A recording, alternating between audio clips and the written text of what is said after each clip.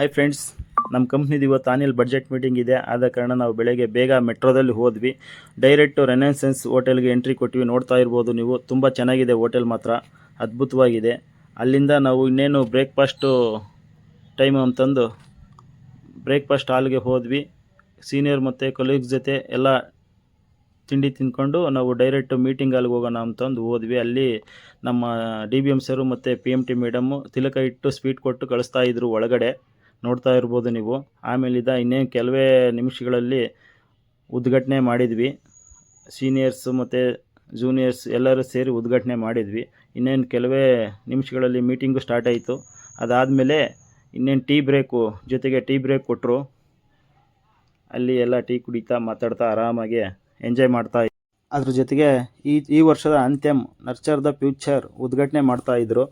ಚಿತ್ರದಲ್ಲಿ ನೋಡ್ತಾ ಇರ್ಬೋದು ನೀವು, ಗ್ರೋತ್ ಅನ್ನೋದು ನಮ್ಮ ಜೀವನದಲ್ಲಿ ಯಾವ ಥರ ಇಂಪಾರ್ಟೆಂಟ್ ಆಗುತ್ತೆ ಅನ್ನೋದು. ಅದೇ ರೀತಿಯಲ್ಲಿ ಅದಾದ ನಂತರ ಎಲ್ಲ ಲಂಚ್ ಬ್ರೇಕ್ ಆಯಿತು. ಲಂಚ್ ಎಲ್ಲ ಮಾಡಿ ನಮ್ಮ senior BT Rao sir all India head ಬಂದಿರಲಿಲ್ಲ. ಅವ್ರ ಜೊತೆಗೆ ವೀಡಿಯೋ ಕಾಲೂ ಆಯಿತು.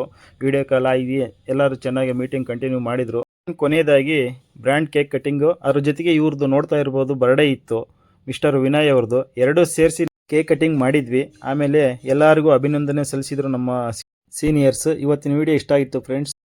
ವಿಡಿಯೋ ಇಷ್ಟ ಆದರೆ ಫಾಲೋ ಮಾಡಿ, ಲೈಕ್ ಮಾಡಿ, ಕಾಮೆಂಟ್ ಮಾಡಿ ಆ್ಯಂಡ್ ಶೇರ್ ಮಾಡಿ. ಧನ್ಯವಾದಗಳು ಫ್ರೆಂಡ್ಸ್.